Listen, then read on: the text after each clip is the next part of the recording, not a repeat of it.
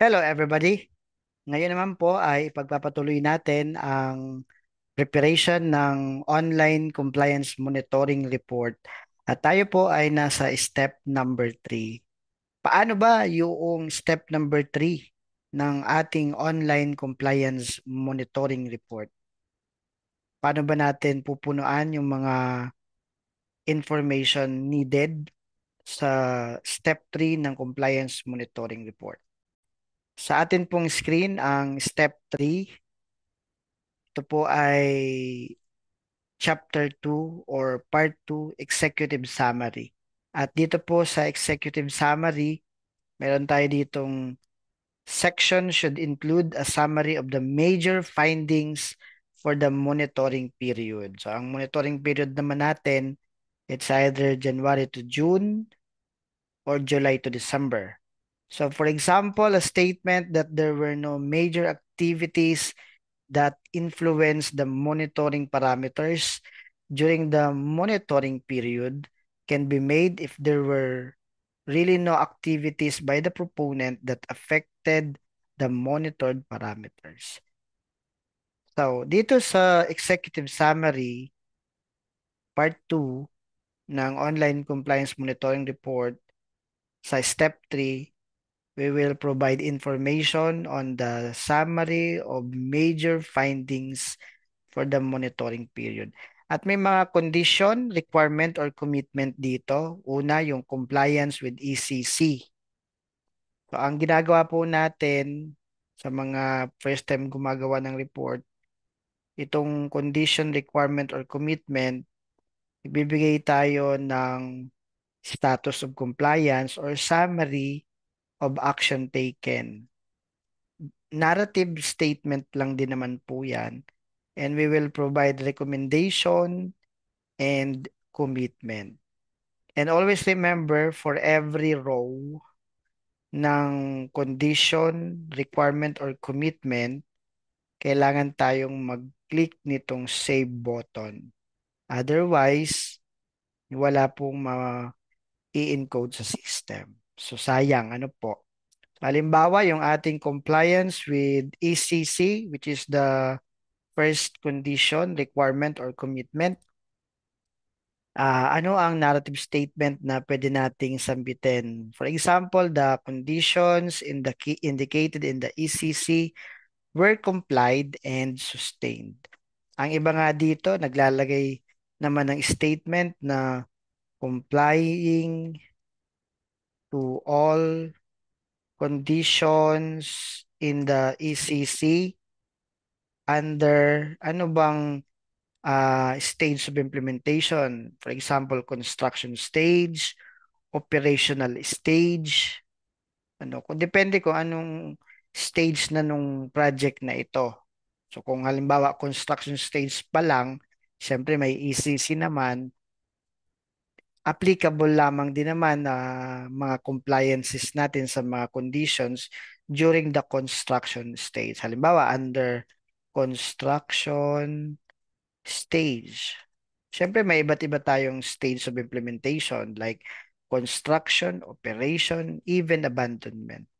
Ano po?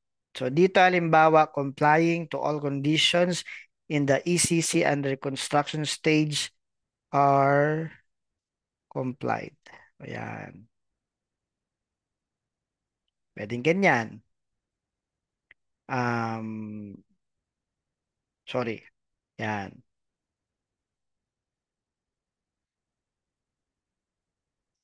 Para mas okay yan.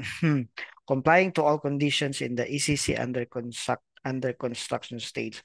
Tapos ang ating recommendation, continual compliance to the requirements of major environmental laws at yung ating commitment for the next monitoring or reporting period, continual compliance to the requirements of major environmental laws.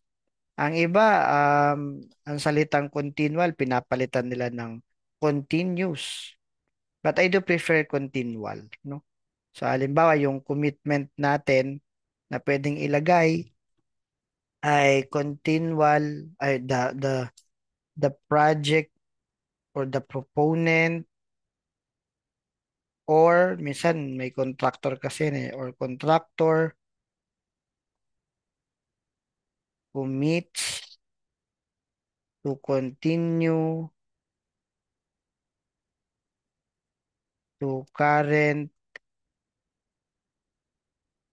uh, to continue its current activities to maintain its good compliance status. O, ulitin ko, wala po ditong mali kung anong narrative statement. And remember to click save. Okay? And then, yan, save nyo po yan. Kailangan maka-save. Pwede nating i-delete din kung ayaw natin nung statement natin na lahat na yan. Delete natin yung ano na yan, row na yan. Number two, condition, requirement, or commitment. Dito naman sa compliance with EMP. So ano ang pwede nating status or summary of action taken?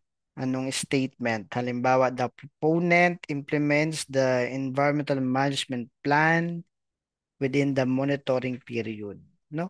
Maganda. Pwede mong sambitin yung ating the or all mitigating or enhancement measures given in the EMP were implemented and complied. O yan, malinaw na yung status natin sa compliance with environmental management plan are complied. Ano naman ang recommendation natin? Continual implementation of the commitment indicated in the EMP.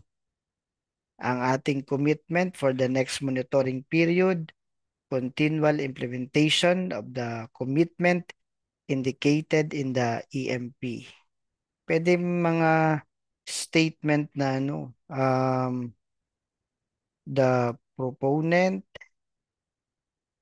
will ensure continual compliance to the requirements of DNR EMB. So, hindi lang yung EMP, Environmental Management Plan, at pati pa yung mga kasamahan niyan, no? Ano ba ang mga compliance requirements ng DNR-EMB? Related pa rin sa EMP. O halimbawa, yung sa management plan, sa mga monitoring plan, o kasama na lahat dyan, no? Pati yung mga ating commitment sa public part na ng environmental management plan. O number three, yung implementation of appropriate and effective environmental impact remedial actions in case of exceedances. Anong compliance status naman ang pwede mong ilagay diyan? Ang ibig sabihin, sinasagot-sagot lang natin naman yung yung condition requirement or commitment. Naglalagay lang tayo dito. So halimbawa, lagay tayo ng no exceedances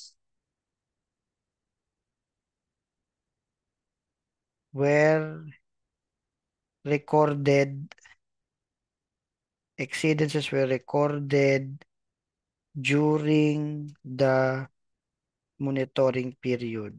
Pwede na po yan. Dahil when you implement remedial actions in case of exceedances, ibig sabihin meron tayong exceedances to the standard set by DNR. Kung wala namang exceedances, lagay na lang natin dito. No exceedances were recorded during the monitoring period. At ano yung recommendation natin? O, para magkaroon ng exceedances, lagay natin the proponent will maintain the or maintain properly all equipment to avoid any exceedances. Yan. At ano naman yung commitment mo? Pwedeng ganyan po. Continual compliance to the environmental laws, occupational safety and health standards. Yan. So kung anong mga statement na pwedeng sumagot sa condition, requirement, or commitment, yun ang gagawin. So make sure to save the item. Always, save. Ano po?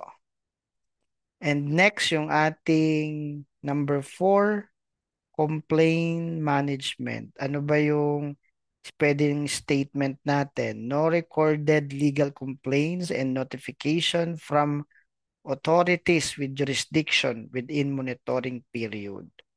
O, yan yung ating compliance status and summary of action taken. At ang recommendation natin, periodic coordination to authorities with jurisdiction. At yung commitment natin, periodic coordination to authorities with jurisdiction. Kung yan ang ating um, commitment, pwede tayo maglagay ng establish the proponent will establish complaint management plan. O, yan. Yan yung ating commitment for the next monitoring period. So, click save. Always click save. At ang sunod natin, doon po sa complaint management, yun naman pong realistic and sufficient budget. Pwede tayo maglagay ng statement na the proponent allocated sufficient budget for all environmental activities, including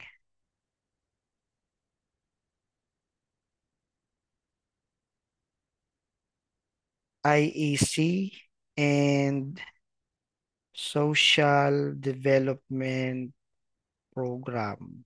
O yan. At ano ang pwedeng recommendation natin? Continue or continual or continue, kahit ano po mga statement. Continue to provide sufficient budget for environmental projects, programs, and activities. O yan. At pwede naman pong ganyan din ang mga commitment nyo. Halos ang recommendation sa commitment para nagpaparehas lang din ano. Pero pwedeng magkaiba. Like ang commitment natin is sufficient budget allocation to cover all environmental activities, programs, and projects. So, ayan. So, click save. Always click save. At ang panghuli, yung ating accountability sa step number 3. Number 6, accountability. Qualified personnel are charged with routine monitoring of the project activities in terms of education, training, knowledge, and experience of the environmental team. So ano ang pwede nating compliance status? No? Our company or the project as an accredited pollution control officer. Yan. Who is responsible in all environmental aspect of the project.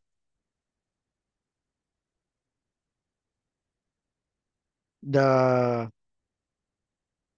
pollution control officer is supervised by the managing head. Yun. So, yung mga accountable dito ay yung PCO at yung managing head. So, ano ang recommendation natin?